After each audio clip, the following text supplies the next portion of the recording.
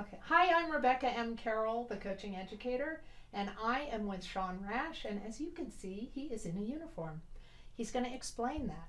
So, one of the things that we're doing, Murphy and I are working on getting YouTube videos, podcasts out to help parents and students understand anything about college, anything about school, anything about any question that they ask for their next steps into life.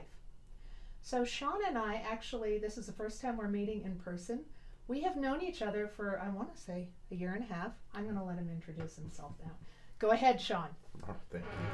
My name is Master Sergeant Sean Rash. I am with Recruiting and Retention, Idaho Army National Guard.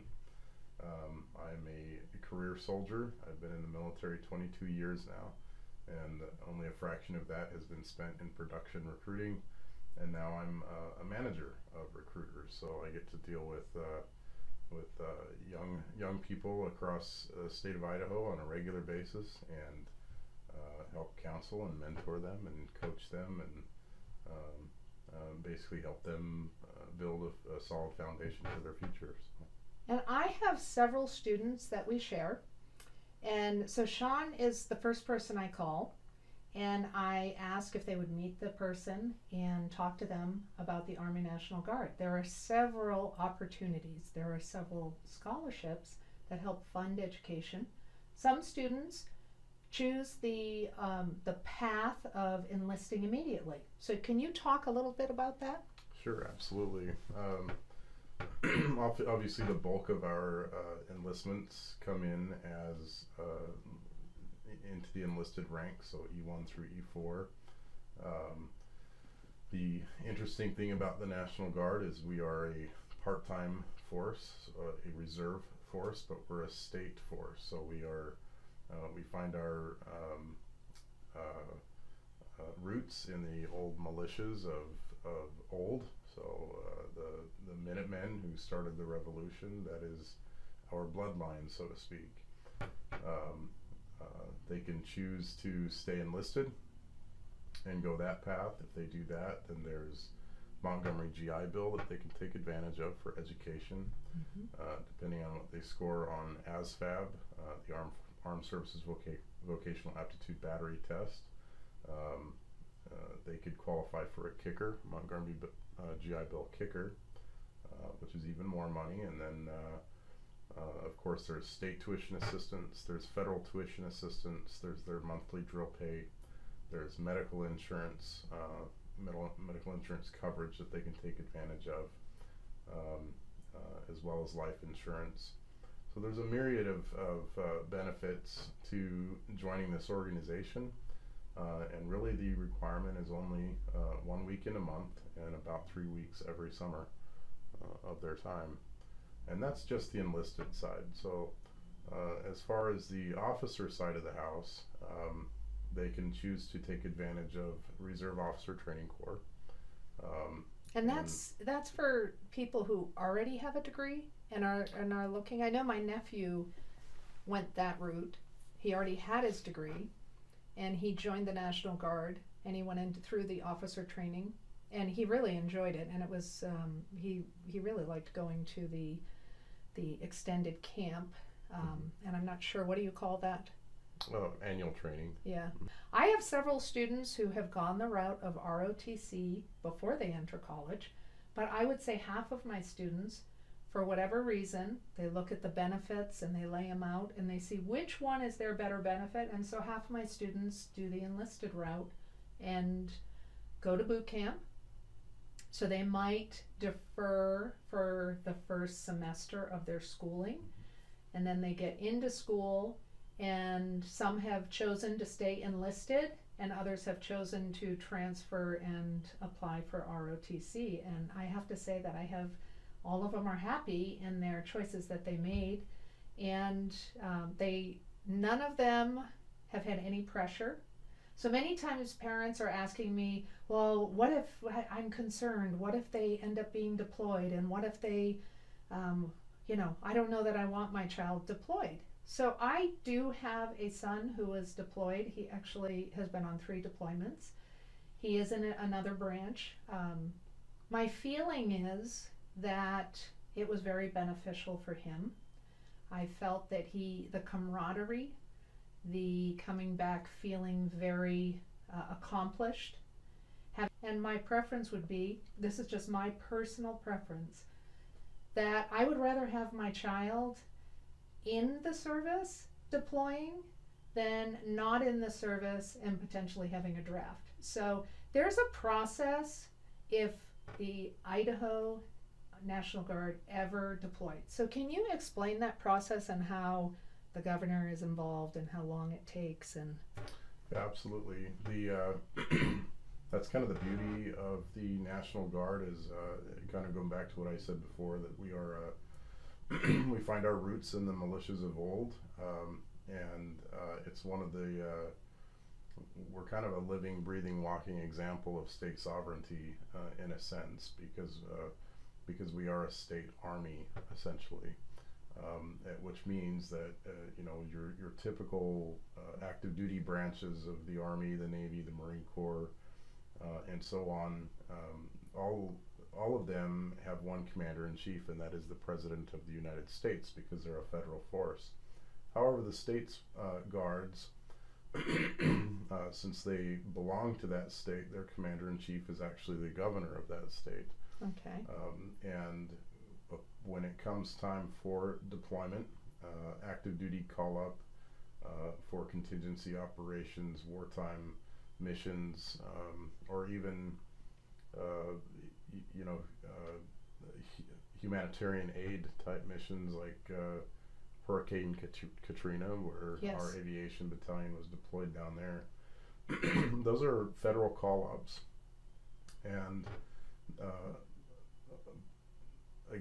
beyond popular belief, or contrary to popular belief, the president will make that call, but it's actually a request from the governor of that state. So the governor actually has to sign off on it, and if the governor chooses not to send his army or his air force into that operation, then he simply denies it. So okay. I'm sure there's much more involved there than that, on the political side, but essentially that is how it works. What happens and what are the opportunities and what opens up when you're a junior and you decide to do it? So a junior in high school has the opportunity to come in on a split option program, is what we call it. And most branches do offer a split option program.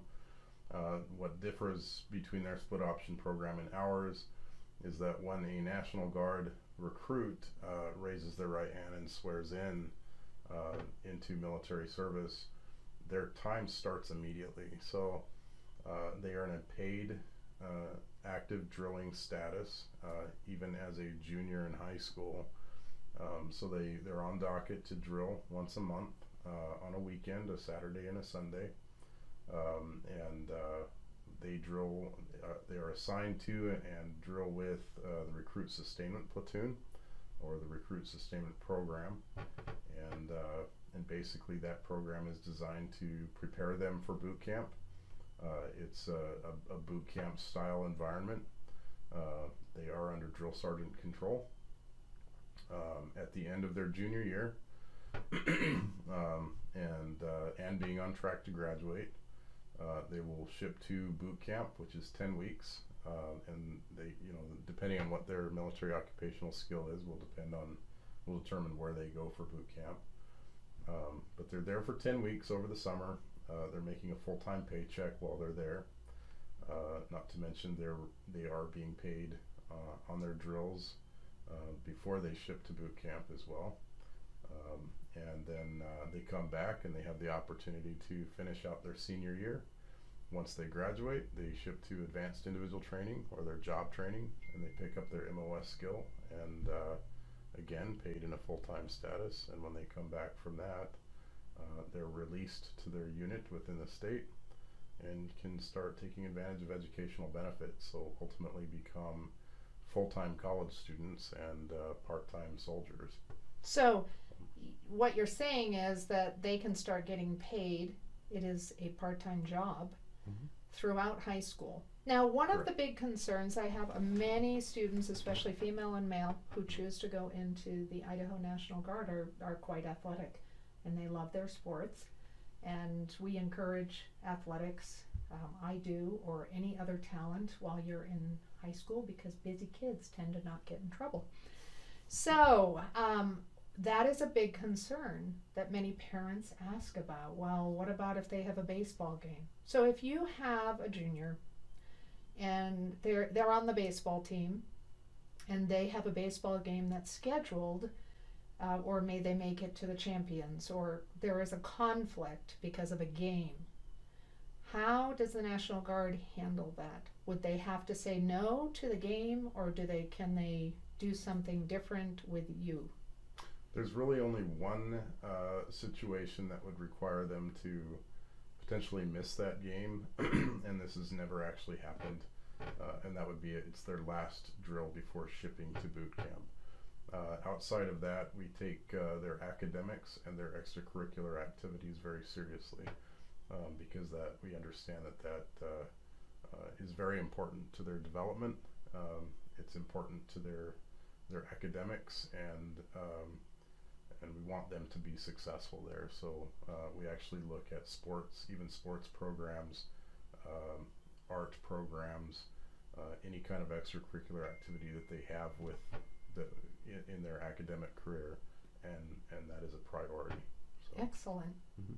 So the other thing I was going to ask about, because several years ago when I was younger, it used to be a fallout if you got in trouble, that you could, join the service and you can avoid, and you also used to be able to join the service without either graduating from high school with a GED. So can you explain how that has changed and what are the requirements? Yes, the the background. Each applicant will go through an extensive background check to include an FBI fingerprinting, and we're looking for clean cut, good citizens, good kids, good people that are interested in being, serving their country and doing it honorably, and so it's not that we if you've made a few mistakes in your past, that we're not able to forgive that, but it is much more difficult to take the oath of enlistment nowadays than it used to. So for example, it was not too long ago that if you had a felony charge under your belt, not just a charge but a conviction, depending on what that felony conviction was, that you could be waived into military service. And now that there's a moratorium on that. You cannot be a felon. You can't have an exuberant amount of drug charges. Even one drug charge requires a suitability review through National Guard Bureau to be allowed to enlist. So yes, much more difficult in a sense for somebody that might have a rap sheet to be able to take the oath. So what about if you have a person who has a GED? Can they get into the National Guard? Yes, GEDs are accepted now. There was a time when they were not, and then they revamped that based on the needs of the service. Mm-hmm. And so we do accept GED recipients, but there's they have to score a minimum of 50 on the ASVAB in order to qualify. Mm-hmm. So the academics is very important. Hi there, sorry for the technical difficulties. Master Sergeant Rash's contact information will be listed at the end of this audio. Thank you.